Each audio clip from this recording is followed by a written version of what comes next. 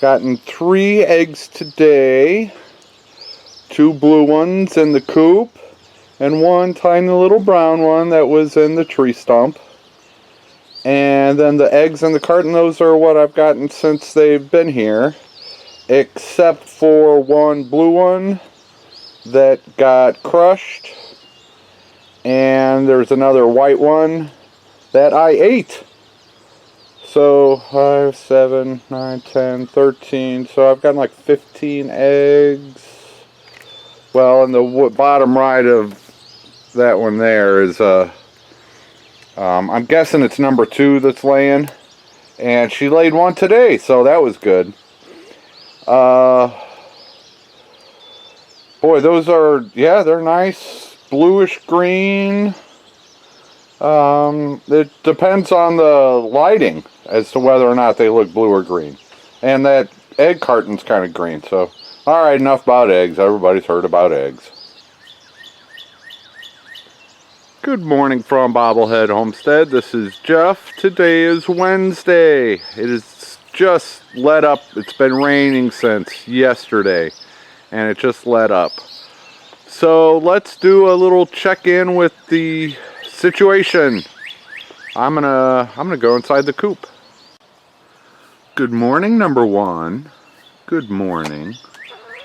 Number 1 is still in the chicken coop, and I think she is smart enough to stay up on the roosts. I've got 3 roosts. I've got a big one that goes all the way across. Yeah. And then I got 2 in the back there that are going out the back.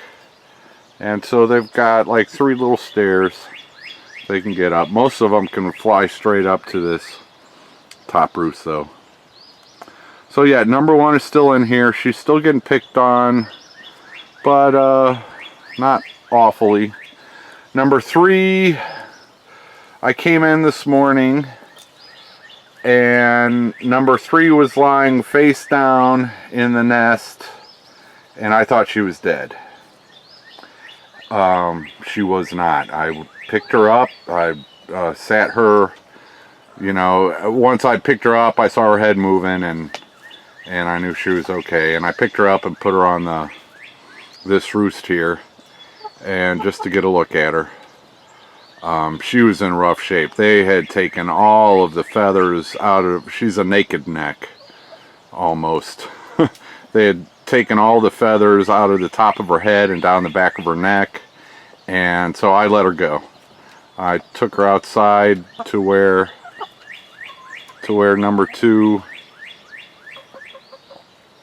was under the shed house thing. No, you're not going to jump on me, number 1.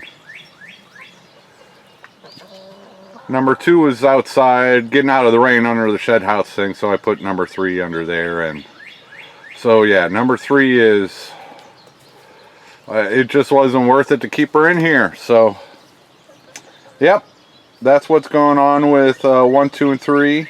I'm keeping my eye on number 1 here. If she gets in rough shape, I'm going to let her go too. I can deal with these girls at another time. Right, number 1? And luckily, number 1 will eat out of my hand, so that's how I've been feeding her for the past few days, since she does not, if she gets down on the ground, she gets attacked.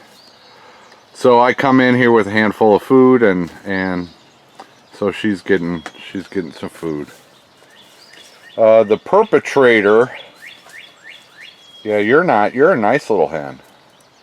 You're a nice little hen with a beard. Yes, you are. Yes. And then they've got their, I brought a kitty litter box in here full of dust for a dust bath for them. Yeah. They'd rather create their own in the corner back there. But those 3 huddled together, those 3 are the prime offenders as far as bullying. Yeah, you 3 are bullies, aren't you? And these 2 darker black and brown ones are, they're pretty nice. They are. What else can I show you in here? That one, the leghorn. Oh, right. Yeah, I said that was a Swedish flower hen. But M&K Homestead pointed out that it's probably a brown leghorn.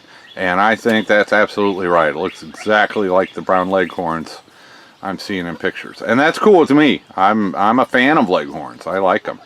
So I'll just eat the white eggs and no big deal.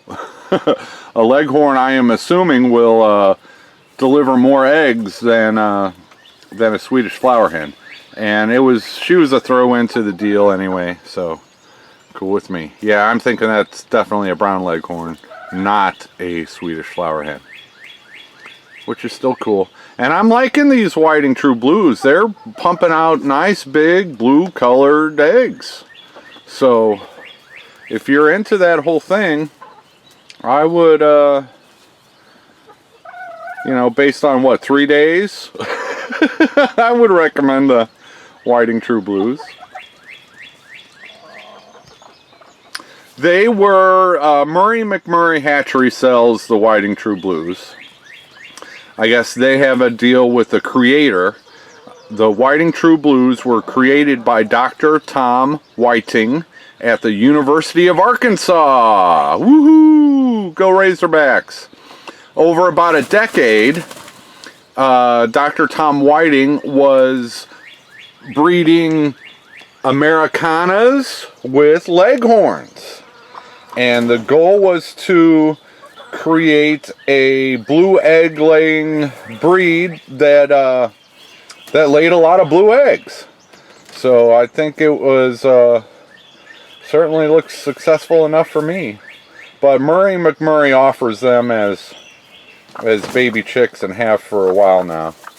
Yeah, see, every time number one gets down, they just go after her. Poor girl. It's probably too dark in here for everything. Well, now that white one seems to be the ringleader. And yeah, as far as the pecking order goes, you're just mean. You're just mean. White one, I think, is at the top of the pecking order. And then the lavender one. And then I think the leghorn, with the big comb back there, I think the leghorn is last of their pecking order. And that might be why she's picking on, you know, 1 and 3 so bad. So I think, yeah, the white one seems to be the top girl. And then these two brown and black ones, not sure what their order is. They're kind of like, they're cool. That's what they are. They're just cool. Okay, I probably better stop talking in these low light conditions. The nest box seems to be working okay for now. I'm still gonna probably build something with more than one nest box in it. But yeah, they're laying their eggs in there, so I can't complain. And I have one of the one of those old eggs that I found. I have one of those in there as the decoy. So yeah, number one, I know. I'm just tempted to let you go free right now. Okay, it is raining again, so I am headed into town to get some groceries. Okay, there's probably, there's 1,000 things going on right now. Let's see, I've been doing the apple cider vinegar, garlic, and a little bit of honey in their water since I got here. I have been putting hay in there. You know, every so often I just go out and grab a forkful and throw it in there.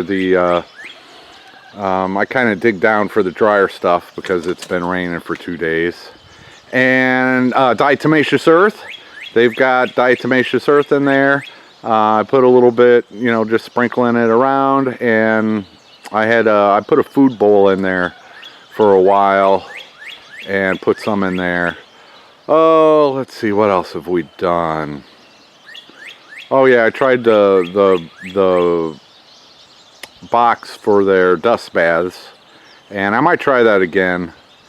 They just knocked it over, and those are some big girls. So everything's got to be heavy if you want it to stay in place. And what else? 2 and 3. 3 will not eat out of my hand today, and I can totally understand why. She's very skittish around me. 2 will still eat out of my hand.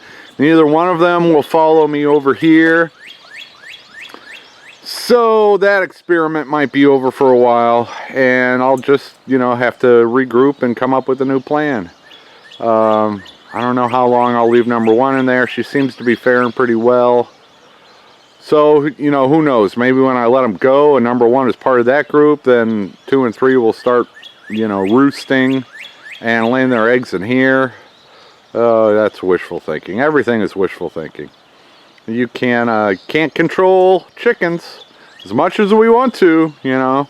That's kind of what separates us from animals. We like controlling stuff. Animals just kind of go with the flow of whatever the world is given to them. So, and you know, you can't argue with that. They're survivors. Okay, I gotta go to town.